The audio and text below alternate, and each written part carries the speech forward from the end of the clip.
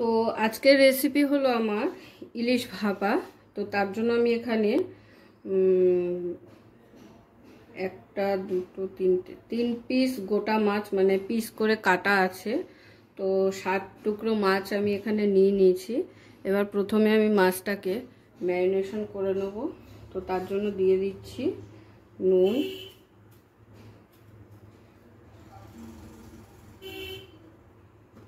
হলুদ,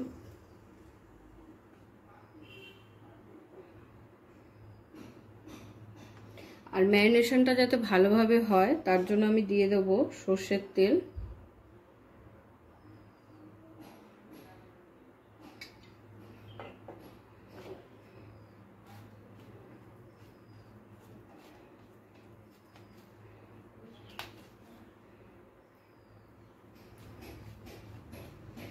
তো সব মাছগুলো আমার ম্যারিনেশন করা হয়ে গেল।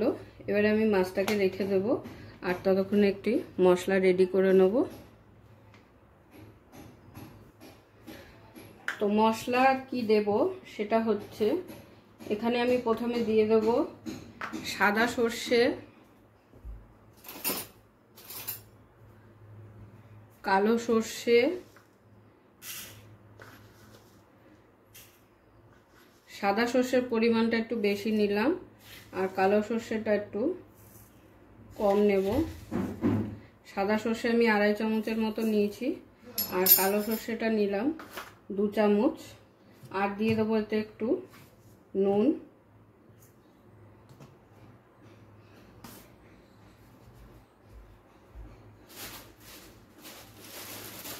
আর দিয়ে দেবো কটা কাঁচা লঙ্কা।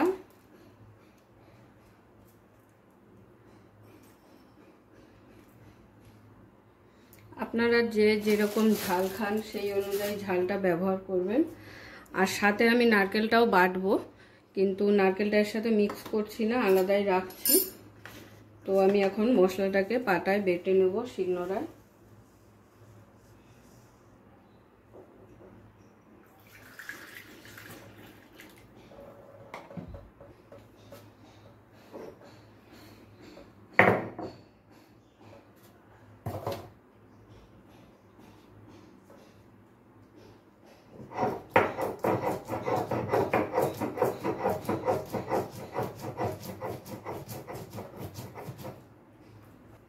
আমি হাতেই বাটছি, আপনারা চাইলে মিক্সিতেও বেটে নিতে পারেন। সবগুলোকে একসাথে করে নারকেল দিয়ে, সর্ষে দিয়ে, লঙ্কা দিয়ে, সব কিছু দিয়ে। তো আমি হাতেই বেটে নিচ্ছি।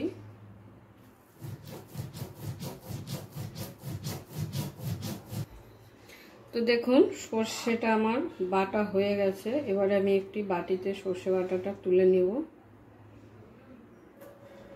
এবারে বেটে নেব আমি নারকেলটা।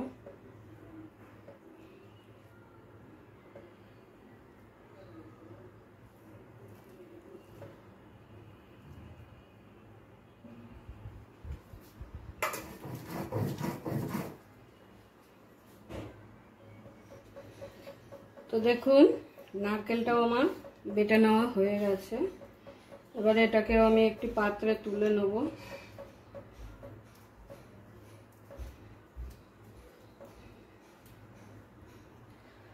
তো নারকেলটা আমি সর্ষের পাত্রেই তুলে নিচ্ছি।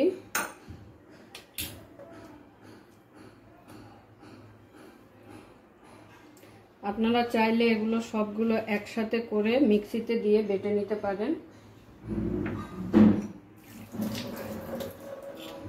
এবারে এটাকে কিন্তু ডাইরেক্ট এরকম শুকনো মেশানো যাবে না।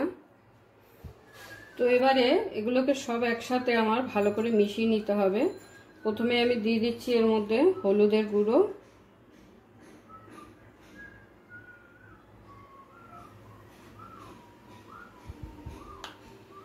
তারপর দিয়ে দেবো স্বাদ মতো লবণ,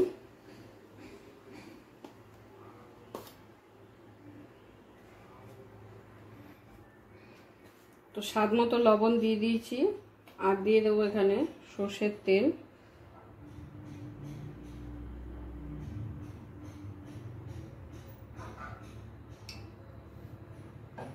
এবারে এই ব্যাটারটাকে আমাকে একটু পাতলা করতে হবে। তো তার জন্য আমি এখানে দিয়ে দিচ্ছি সামান্য পরিমাণ জল।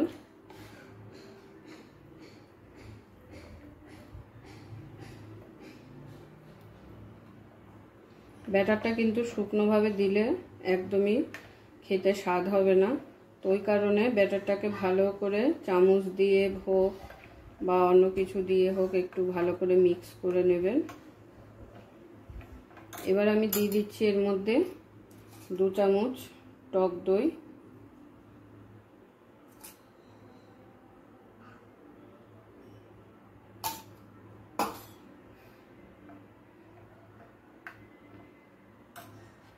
আর একটু জল লাগবে।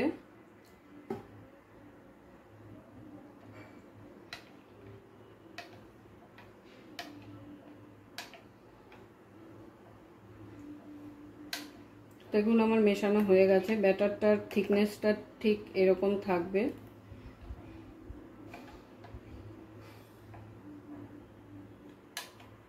তো আমার মশলা একেবারে রেডি পারফেক্টলি।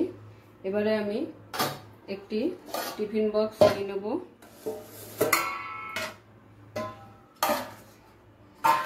এই যে আমি এই টিফিন বক্সটাতে করেই করব রান্নাটা, তো ওই জন্য আমি এখানে একটা টিফিন বক্স নিয়ে নিলাম।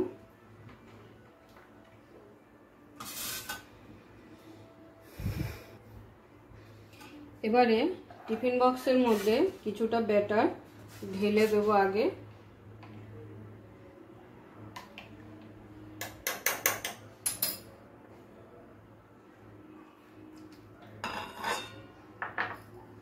তারপরে বাটিটাকে এরকম চারিদিকে ঘুরিয়ে নিয়ে ব্যাটারটাকে বাটির চারিদিকে লাগিয়ে নিতে হবে। এরপরে আমি ম্যারিনেশন করে রাখা মাছগুলো এর মধ্যে একটা একটা করে সাজিয়ে ফেলবো।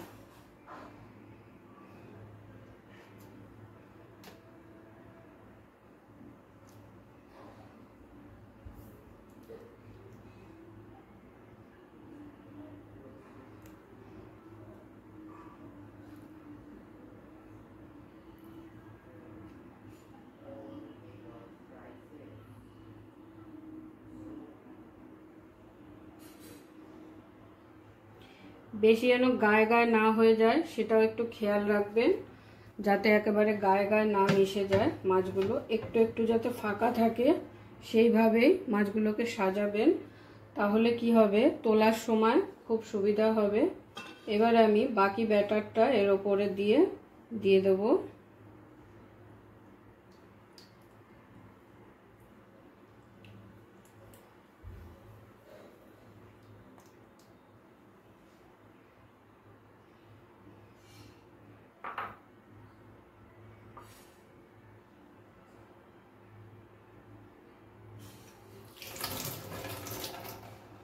তো দেখুন ভাপা ইলিশ করার জন্য আমার একেবারে বাটি সুন্দর করে গুছিয়ে নেওয়া হয়ে গেছে, সাজিয়ে নেওয়া হয়ে গেছে।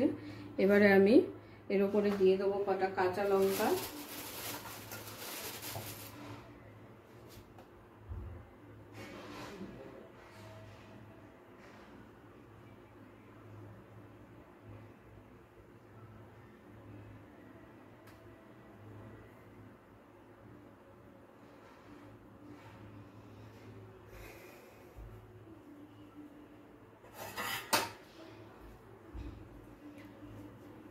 তো পারফেক্টলি আমার একদম রেডি, দেখতেই পাচ্ছেন।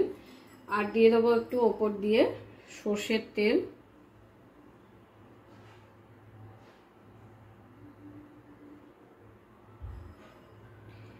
এই মাছ রান্না করতে সর্ষের তেলটা একটু বেশিই লাগে, তো সর্ষের তেল দিয়ে দিলাম। এবারে আমি ঢাকা দিয়ে দেবো, আর এটা ভাপানোর জন্য আমি চলে যাব পরের স্টেপে। তো আমি নিয়ে নিচ্ছি একখানা কড়াই বড় সাইজের। তো আমি এখানে একটি বড় সাইজের কড়াই বসিয়ে দিয়েছি। এবারে গ্যাস ওভেনটা জ্বালিয়ে নেব।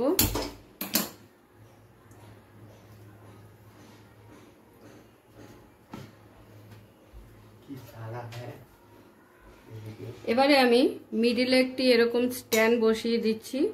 বসিয়ে দিয়ে তারপরে আমি পরিমাণ মতো জলটা দেব।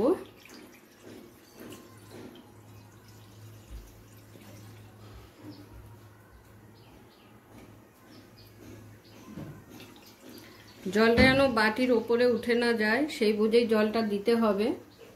তো এবারে জলটা একটু হালকা ফুটে উঠলে আমি বাটিটি বসিয়ে দেব। তো দেখুন জলটা কিন্তু হালকা ফুটে উঠেছে। ঠিক এই স্টেপে আমি বাটিটাকে এখন বসিয়ে দেব। তো বাটিটা বসানোর সময় খুবই সাবধানে একটু বসাবেন।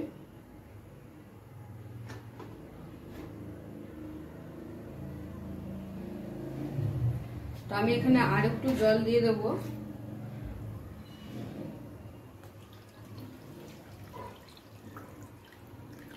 বাটির তলাটায় যাতে জলটা টাচ হয় সেইভাবে জলটা দিতে হবে।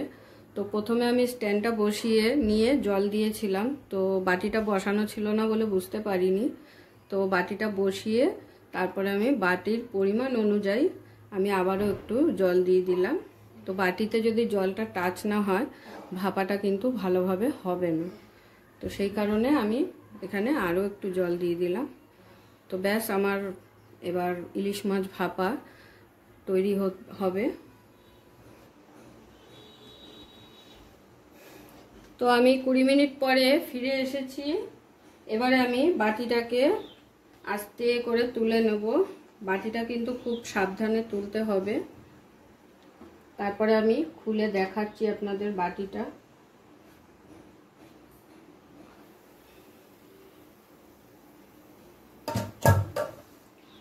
তো দেখুন বাটিটি খুলে এবার আমি আপনাদের দেখিয়ে দিচ্ছি কত সুন্দরভাবে হয়ে গেছে। এই দেখুন। এবারে একটি মাছ তুলে আমি প্লেটে সার্ভ করে দেখিয়ে দেব। আপনাদের যদি ভিডিওটা ভালো লেগে থাকে তাহলে অবশ্যই ভিডিওটা লাইক করবেন এবং এরকম আরও নতুন ভিডিও দেখার জন্য আমার চ্যানেলটা সাবস্ক্রাইব করে দেবেন। আর আপনাদের যদি কোনো প্রশ্ন থাকে অবশ্যই কমেন্ট করে জানাবেন। সকলে ভালো থাকবেন, সুস্থ থাকবেন।